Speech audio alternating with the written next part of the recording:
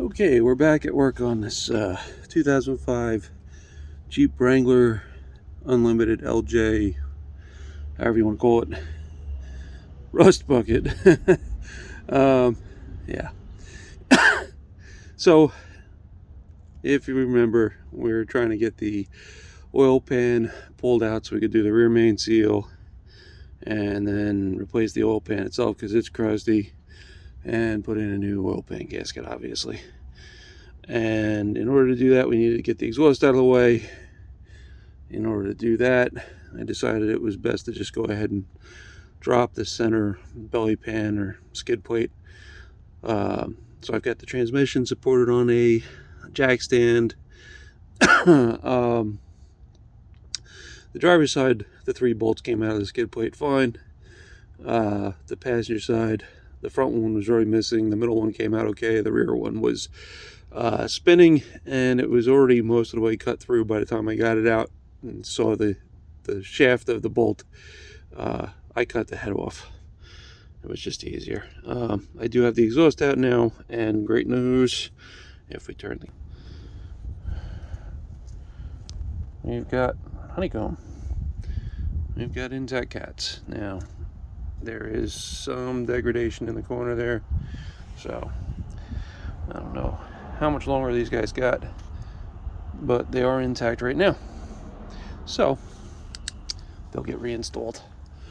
They don't look pretty, but for what cats are going for right now, they'll get reinstalled.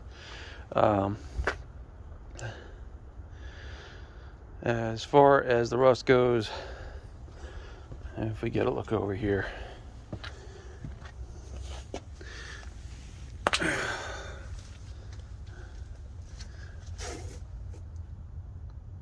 we can see plenty of corrosion in there, and you can see that there's a hole there. This nutsert spins. It's kind of hard to see anything about it. Let's grab a hammer. It's really easy to tell when it's really far gone.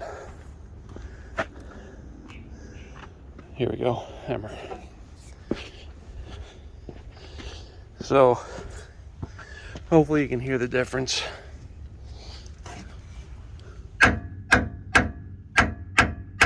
That's nice and solid. That's not. Hear the difference?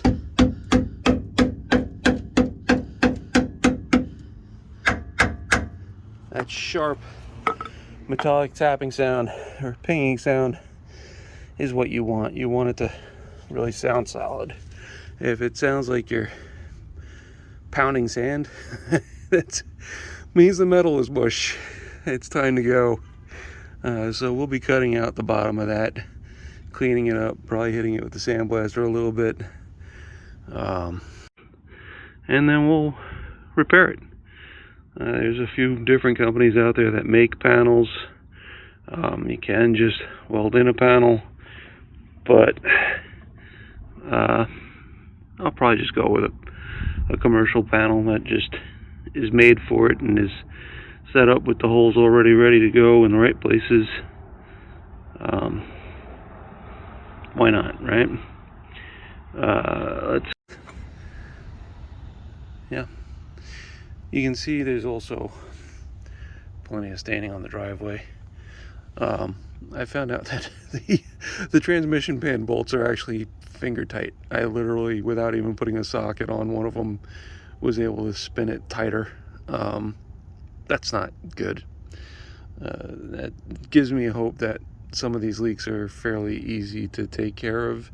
The transmission skid plate was kind of bellied up into the bottom of the transmission pan, so it's possible that it just kind of squished it a little bit, and by putting that extra pressure on, squished the gasket behind the screws or bolts, and just gave it that little bit of room to loosen up. These things vibrate a bit going down the road, so I'm not really surprised if that's what happened. That muffler's definitely seen better days, but that's probably not getting changed out right away. Again, the game plan here is get the major leaks fixed, get the safety items fixed, like this rusted frame, the rusted control arms, get it drivable so that we can have a little fun with it, and then we can build it as we go. It's, I think, the way a lot of these things will go. You know, not too many people are buying dedicated toys. This will be something that the kids can learn to drive on. So, you know, we're not going straight to buggy. We've got one that's a buggy. This one will be something less. Probably replace the fenders to get rid of this. As far as other cosmetic fixes, I think the wife wants to go black with this thing, but with like a texture paint, like Monster Liner. So we're not going to be bodywork professionals here. We're going to knock the scale off, treat the exposed rust, exposed metal, and then come over it with some sort of heavy duty paint, probably. That's probably all we're really going to do today. I may tie off the back half of the suspension a little, or the exhaust a little bit, just to keep it from hanging like that, because it's not good for the one hanger that's still intact. So we'll probably just paracord that up somehow, just to get it supported in two places and not hanging down like that. Again, this is a driveway build, so hanging exhaust is going to invite attention from catalytic converter thieves. That's a big thing in the country right now. The damn things cost $1 million. So don't let people see something that goes, hey, we've got exhaust exposed, let's go see if we can steal something. Right? You know, Jeeps are kind of unique in that between the drivetrain, suspension, skid plates, whatever else, they're kind of hard to get the catalytic converters out of. But it doesn't mean that people aren't going to try when they see pipes hanging. So we'll lock those up in the garage, or the shed, or the basement, somewhere. And yeah, we're a step closer. We still got to get the starter out, and it's supposed to snow later, so I may or may not try to pull the starter out today. I may leave that for the next time we get to play with this. That's hopefully fairly easy. It's only a couple of bolts, and then it's pulling out the many oil pan bolts and going from there. So really not doing too badly. You know, again, we don't need it. It's not something that has to be driven tomorrow. If your situation is different, you got to take a different approach to stuff. But if you're getting into a vehicle that is, you know, nearly 2 decades old, this Jeep is 18 years old and it's 184,000 miles on it. If you don't expect to have some challenges, especially in the rust belt, you're being unrealistic. You know, this is exactly what I expected. Almost to the T. I honestly expected the catalytic converters to be completely shot, so that's a pleasant surprise. I will be putting new O2 sensors in there. Hopefully that takes care of the codes. I don't know if those are NTKs or not. NTK is the factory brand.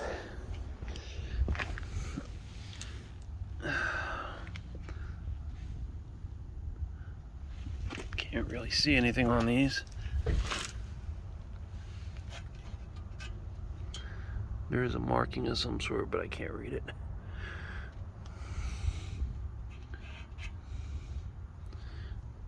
Maybe once I get them off, I'll be able to read it. But anyway, Hope you've enjoyed this a little bit. Oh, just to touch on how I got the broken bolts off. So I used an air cutoff wheel, and what I did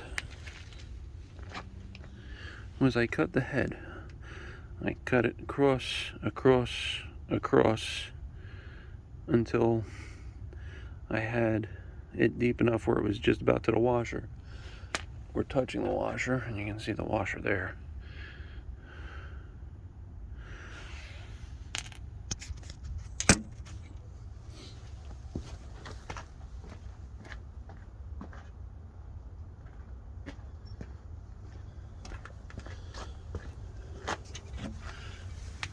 And you can see I just cut down to where the bolt head was contacting, and then broke off the sections ahead until I could just pound it through.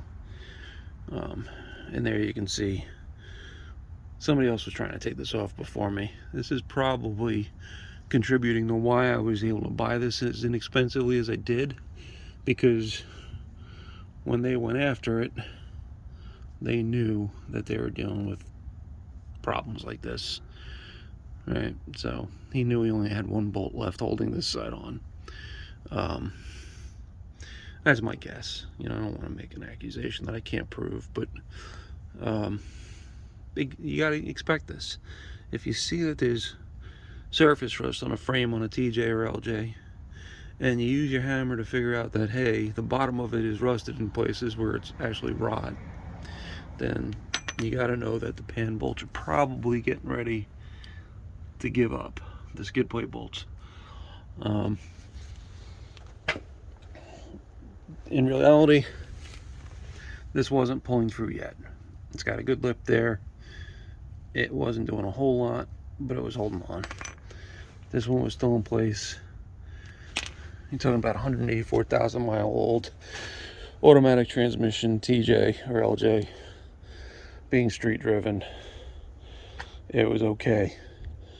If we were trying to romp on it off road, 4 low, adding that extra torque to the drivetrain, then we may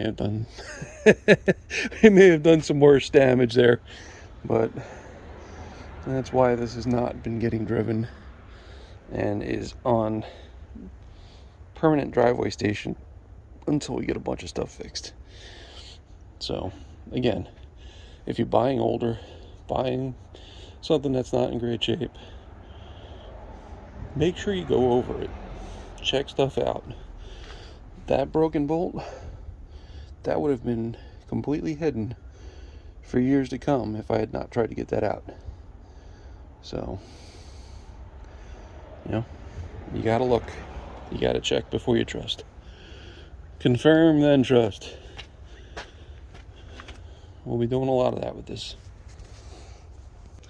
I'm sure I've said enough in this one, so have a great day, and we'll see you next time we're under this thing.